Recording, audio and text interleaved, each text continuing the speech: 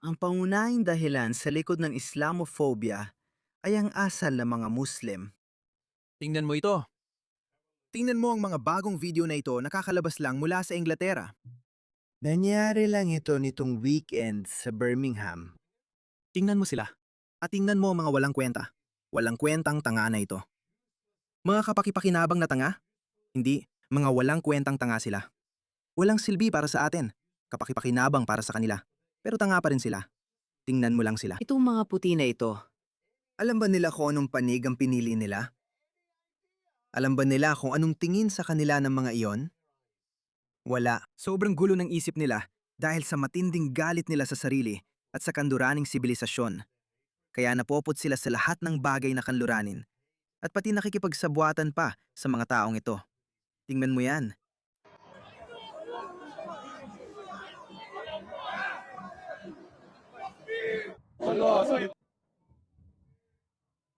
sumisigaw sila ng Allahu Akbar at itong mga tanga na to ay kakampi pa nila.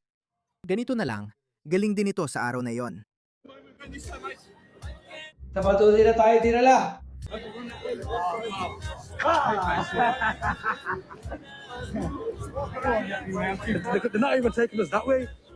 Ito ay mga lalaking Muslim na naka-ski mask at naghanap sila ng mga Brito na makabayan dahil may ilang makabayan na lumabas na suot ang Union Jack at mga bandila ni San Jorge. At sila ay nandun, igimigit na walang Islam sa UK. Pero alam nila kung ano ang mangyayari. Hindi na nila tayo kayang kontrolin, hindi ba? Bumanig pa ang pulis sa kanila, tingnan mo. Tingnan mo, nakakalungkot talaga. Nakakalungkot talaga. Tingnan mo, kinagamit nila ang kalsada bilang kanilang likod bahay. Ang mga taong ito ay malamang ipinanganak sa Inglaterra. Pero ang kanilang mga gawi mula sa ikatlong mundo, hindi yan namamatay. Hindi yan madaling mawala. Kaya mga kaibigan, napakahalaga ng kultural na integrasyon. Napakahalaga ng asimilasyon.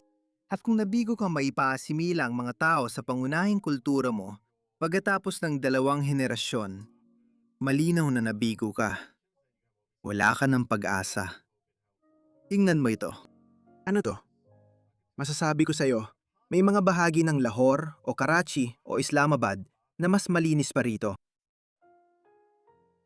Talagang nakakadiri yan. At hindi ako nagsasabi niyan. Tignan mo to. Hindi lang ako nakapansin nito. Inglaterra 2026. Ang pagkakaiba-iba ay basta-basta na lang. Dinagawang basurahan ng isang normal na kalsada. May mga barbecue sa kalsada, kalat kahit saan. Ganito ang itsura ng malawakang hindi kontroladong migrasyon at nabigong integrasyon o kung anong nagawa nito sa ating bansa. Kaya oo, minsan, alam mo ba, kailangan silang paalalahanan. Kailangan silang sabihan kung sino sila. Pakinggan mo to. Pakinggan mo ang agresibong Muslim na biglang nagwala habang nakaupo sa bus sa Scotland. Kahit walang nagtatanong sa kanya tungkol dito.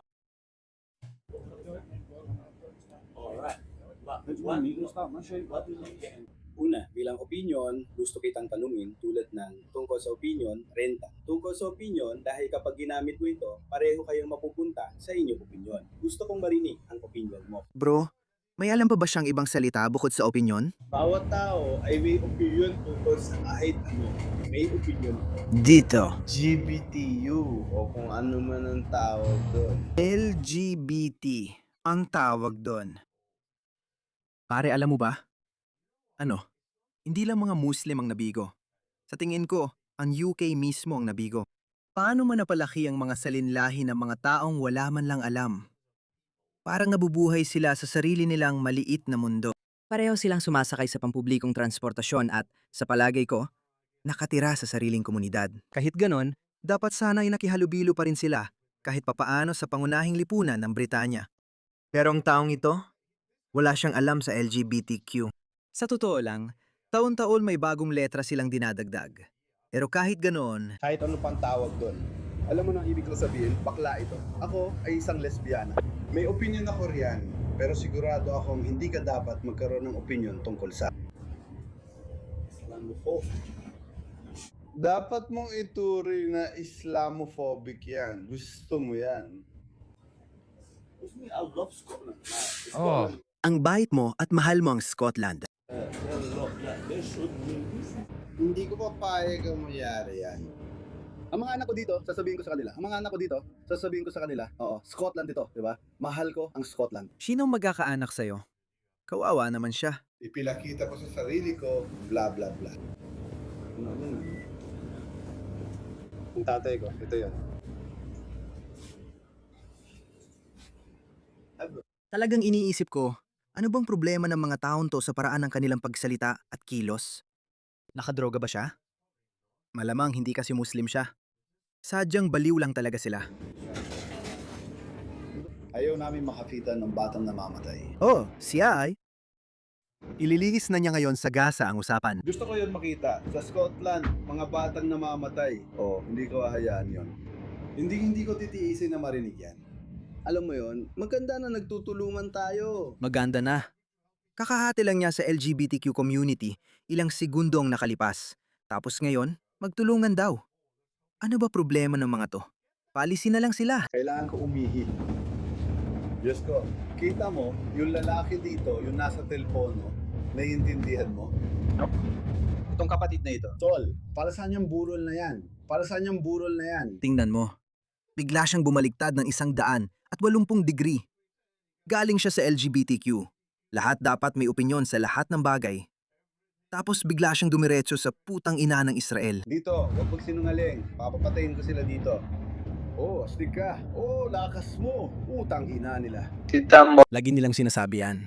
Hindi namin kinamuhian. Hindi namin kinamuhian ang mga Hudyo. Ang kinamumuhian lang namin ay ang mga Sionista. Agad-agad, ginagamit nila ang Israel at mga Hudyo na parang pareho lang. Dahil sinasabi ko sa inyo, ang galit na ito sa mga Hudyo ay mas malalim pa kaysa sa kanilang alitan tungkol sa Israel. Mas malalim pa ito doon. Si Muhammad ay namuhi sa mga Hudyo. Sabi pa nga ni Muhammad, medyo mas mabuti ang ilang Kristiyano dahil may mga Kristiyanong taga-Ethiopia na lumapit kay Muhammad at nagbalik loob sa Islam. Bago nagbalik loob ang ilang Etiopianong Muslim, may talata sa Quran tungkol sa mga Hudyo at Kristiyano. Naalala mo ba ang talatang yon? Huwag kayong makipagkaibigan sa mga Hudyo at Kristiyano dahil magkakaibigan sila at kikilos laban sa inyo. Iyon ay bago dumating ang ilang Etiopiano kay Muhammad at nagbalik loob sa Islam. Pagkatapos noon, sinabi ni Muhammad, alam mo ba, mas mabuti ng kaunti ang mga Kristiyano. Bakit? Dahil nagbalik loob sila sa Islam. Pero ang mga Hudyo, hindi. Silang pinakamasama sa lahat. Sa kasamaang palad, namatay si Muhammad dahil nilasan siya ng isang babaeng Hudyo. Kaya talagang kinamumuhian ni Muhammad at ng mga Muslim ang mga Hudyo. Ang Israel ay nabuo noong 1,000 siyam, 448, tama ba? Mga 75, 70 taon nang nakalipas, 80 taon nang nakalipas? Yun lang. Hindi, matagal na itong nangyayari. Daan-daang taon na. Kaya ginagamit nila ang Hudyo, Zionista at Israel na parang isa lang. Tingnan mo, sinabi niya mula leche ang Israel hanggang leche ang mga Hudyo. Anong leche na? Municipal na. Tudya yan. Ito, ang kaaling ko. Oh, ikaw rin. Yehudi super shish, pare. Oh, ang hoodie mo, ang puwet mo. Ang hoodie mo? Oh, pare. Wet, pare? Tumahimik ka na lang bro, wala namang gusto makarinig yan, putang ina. Nasa bus tayo pare, putang ina. Diba? May kanya-kanyang pinagdadaanan ng mga tao dito. Ayaw ka namin pakinggan, puro ka ng leche ang mga Hudyo. At kung ano-ano pa tungkol sa Palestine pare, isara mo ang bibig mo at manahimik ka na lang. Ahimik agad siya pagkatapos nun. Alam mo yung tipong taong yon, gets mo? Isara mo yung bibig mo, bro. Nasa bus ako, ayaw kong marinig ang sinasabi mo. Bakit mo sa tingin ako nag-record? Buti na lang na-record niya. Hindi laging ganyan kawalang peligro. Tingnan mo, nag-viral agad ang video na to ilang araw pa lang. Binug ko ito sa Ingles. Sa tingin ko, originally ay nasa French ito. O baka Belgian. Hindi ako sigurado. Hindi ko alam kung German o French yon. Pero galing Belgium. O dahil isang Belgian activist ang nag-share ng video na ito. Pero basta, dinug ko ito sa Ingles. Pakinggan mo. Tingnan mo lang ito. Bakit tuluyan na siyang nagwawala? Ipakikita namin sa inyo na yon. Maniwala kayo, wala kayong dapat alalahanin. Nasa Devonshire kami, TG Gibson Street. Malinaw nating nakikita rito ang isang lalaki na nakasakay sa BMX crossbike na nagbibisikleta sa bangketa ngayong hapon. Ang grabber ng isang Volkswagen Golf ay dahan-dahang lumalabas mula sa parking garage na parang naglalakad lang ang bilis. At ang siklista, ibig kong sabihin, kumusta naman siya? Kailangan niyang huminto sandali. Agad na sinabi ng driver na hindi niya nakita ang siklista at humingi ng paumanhin. Sobrang ikli ng pasensya ng siklistang yon. Pambihira ka naman? Diretso at simple lang, ganon. Tingnan mo siya. Wala talagang ligtas. Walang ligtas sa mga taong to. Binubugbog nila hanggang magkapasa-pasa. Putang ina mo. Inaapi at minumura niya ang lalaki, tinangkang hilahin palabas ng kotse. Dahil sa matinding asal, nabasag ang pustiso ng biktima. Para saan nga ba? Dahil ang siklista na bawal sa bangketa ay kailangan tumigil para sa kotse na sobrang bagal. Nagsorry naman agad ang driver. Tulungan ninyo kaming hanapin ang lalaking ito na madaling maginit ang ulo at agresibo ang ugali. Paalisin sila. Paalisin sila. Napatunayan na ng mga taong ito na wala silang lugar sa sibilisadong mundo. Hindi sila bagay dito at delikado. Dapat silang paalisin dahil nilalagay nila sa panganib ang lahat.